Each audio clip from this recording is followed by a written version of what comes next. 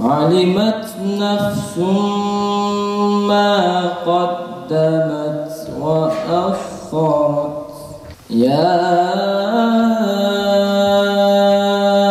أيها الإنسان ما غرك بربك الكريم الذي خلقك فسواك فعدلك. Tek kelimeyle İslam'ı anlatacak en iyi kavram bütünlük kavramı. İslam birdir. Bütün halleriyle bir. İnsan bütünlüğü, bu birliği kavramadan İslam üzerine tek bir söz etmemektir. Bu bütünlüğü bildikten sonra, bu bütünlüğü kavradıktan sonra adeta İslam ilk günde bir gençlik hareketidir. Ve hakikaten gençliğin İslam içindeki yerini iyi tarif etmeden, gençliği ihmal ettiğimizde, gençliği bir kenara bıraktığımızda İslam anlatılmaz. İslam'ın insanlığa getirdiği değerler anlaşılmaz ve İslam kahramanları hakikaten tanınmaz. Hz. Muhammed Mustafa Severi sallallahu aleyhi ve sellem ahirete irtihal etmeden önce son sancağı malumunuzdur Usame bin Zeyd'e bırakmış. Usame'nin yaşı nihayet 19. Sonra Resul-i Ekrem ahirete irtihal edince Hz. Usame Medine'ye geri döner. Resul-i Ekrem'in mübarek sancağını onun kapısına geri diker. Hz. Ebu Bekir Efendimiz halife olur, Emirül Müminin olur ve ilk sancağı yeniden götürüp Usame bin Zeyd'in kapısına diker.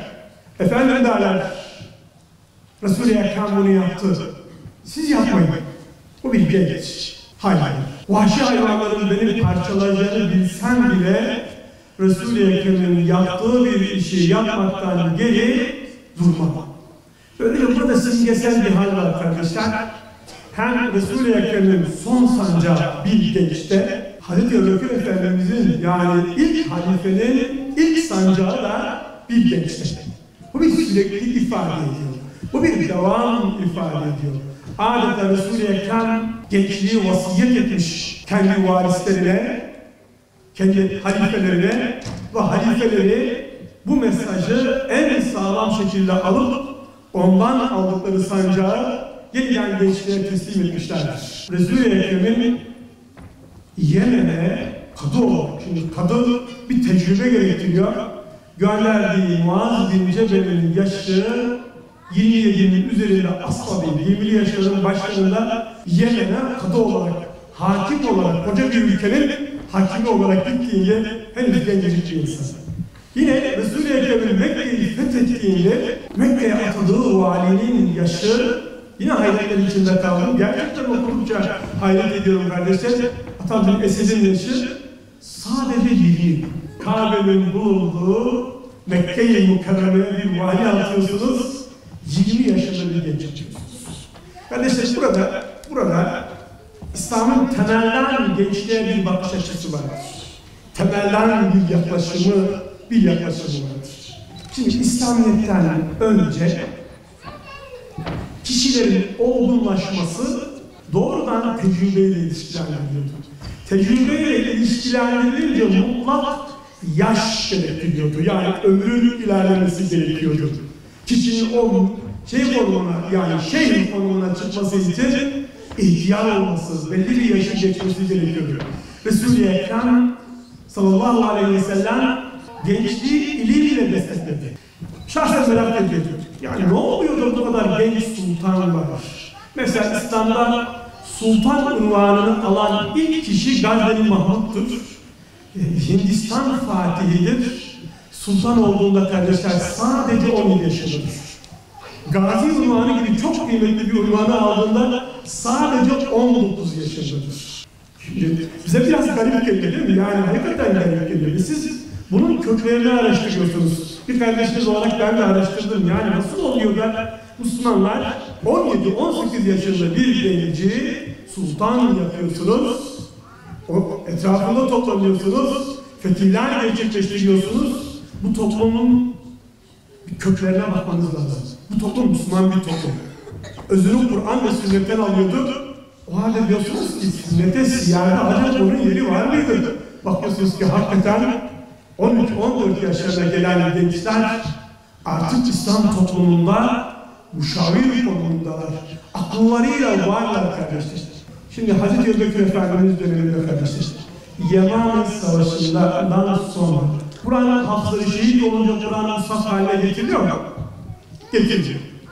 Peki bu heyetin başında, komisyonun başında kim var kardeşler? Zeyd bin Sabit. Derler ya böyle sözün gelişi sıfırın diye. Kaç yaşında Zeyd bin Sabit? İman ettiğinde 11 yaşında. Kur'an komisyonunun başına getirildiğinde şöyle etrafınıza bakın, bu gençlerden biri mi dersiniz? Değil. Sadece 20 yaşında. Haşa, cehilliğini mi getirmiş? Bir cahil lisesi tutuyor Hazreti Ebubekir Efendimiz. Diyebilir miyiz? Kur'an toplanır. Mushaf haline getirilir. Burada ciddi bir hanımefendi topluluğu var. Kime teslim edilir? Hazreti Hafsa validemize teslim edilir. Bu çok garip bir husus. Kur'an'ın toplanma işi bir gençte, Kur'an'ın koruma işi bir kadında. İnanın bu İslam tarihinin adeta bir özetidir. Gençler ve kadınlar, İslam tarihini okuduğunuzda İslam'ın en sağlam kalesi kadınlar ve gençlerdir. Aklımızı, dedik ya Müslüman dengeli insandır, gençler aklımızı kalbimize karşı savaştırdılar. Ve kalbimizi imha operasyonu düzenlediler. 19. yüzyılın sonlarına geldiğimizde çoğumuz akılcı olduk. Bakın akıllı değil, akılcı olduk. Diğer bir gençler, ırkçılıktır. Siz ırkçılığı sadece ümmetin bölünmesi olarak anladınız. Sosyal bölünmesi. Halbuki her bir ırk için destanlar uydurdular, mitler uydurdular, geriye doğru hikayeler uydurdular. Zihinsel olarak da bizi Kur'an'dan ve sünnetten koparlar. Dolayısıyla ırkçılık salt bir ümmetten kopuş değil, Kur'an'dan da İslam'ın temel değerlerinden de bir kopuştur. Bunu böyle anlamak lazım. Bir ırkçının gideceği son yer Kur'an'ı inkardır. Zevk-i İbadetin yerine eğlence kondu. Zevk-i sefa kondu. İslam zevki inkar eder mi? Hayır. İslam size tamamen her tür zevkini terk eder mi? Hayır.